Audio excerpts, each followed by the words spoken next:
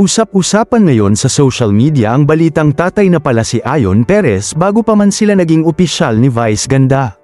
Lumabas ito matapos mapanood ng netizens ang pagbati ni Vice ng Happy Father's Day kay Ayon sa noontime show na It's Showtime. Sa simpleng pagbatang yun ay tila nabuksan ang pinto ng mga tanong at haka-haka tungkol sa nakaraan ni Ayon. Ayon sa mga kumakalat na ulat online, may anak umano si Ayon sa dati niyang karelasyon bago pa man pumasok sa relasyon nila ni Vice. Ang mas nakakagulat pa, ayon sa ilang netizens super pogi raw ng batang sinasabing anak ni Ayon. Ibinahagi pa ng ilang social media users ang larawan ng bata, na agad namang naging viral dahil sa matikas na itsura nito at pagkakahawig kay Ayon. Sa kabila ng kontrobersya, marami ang humanga sa pagiging responsableng ama ni Ayon.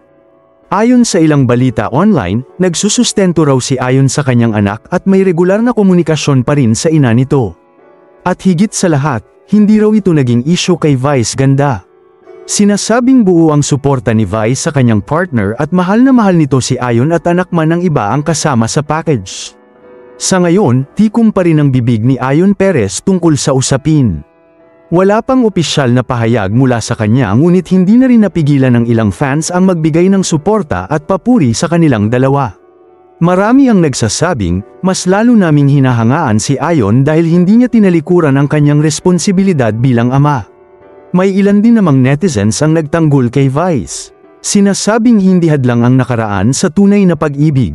Ika nga nila, kung mahal mo ang isang tao, matatanggap mo ang buong pagkatao nito pati na ang mga bahagi ng nakaraan na hindi mo kasali.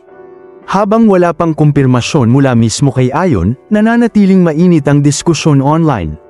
Totoo man or hindi, isang bagay ang malinaw nananatiling solid ang suporta ng madlang people kay Vice at Ayon, anuman ang mga revelasyon ng nakaraan.